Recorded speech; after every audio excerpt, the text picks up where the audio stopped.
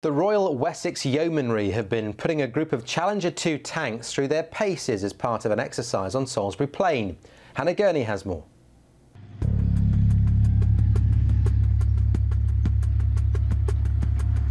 Advancing forward, 4 of Britain's main battle tanks approach the enemy. Working in pairs, the troop of tanks use the land for their camouflage as they move forward.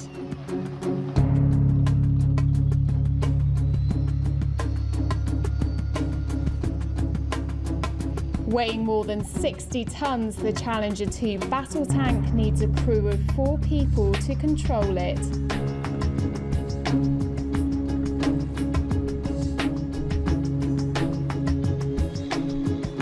This training exercise on Salisbury Plain allowed reservists to command tanks together and also to demonstrate skills to fellow soldiers.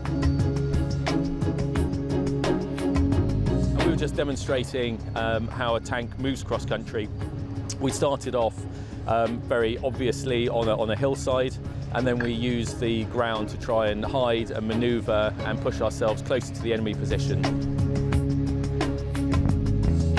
We were simulating an advance onto what would have been a static position. So the purpose of tank is sort of shock action, and the idea is that all 4 vehicles were moving onto the enemy position as quickly as possible. They would have been using their main armament and then pushing through the position ready to move on to the next phase.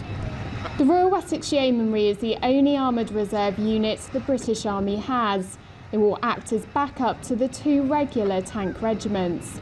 When we had a previous role as individual armoured replacements, we were putting in turret crewmen, so we would have gunners and loaders that we mainly trained. That left many less jobs for officers, and we didn't train drivers. And it probably wasn't the best way to go to war at the time, because we don't go to war as individuals very often. The army trains to go to war as groups, and that's a capability.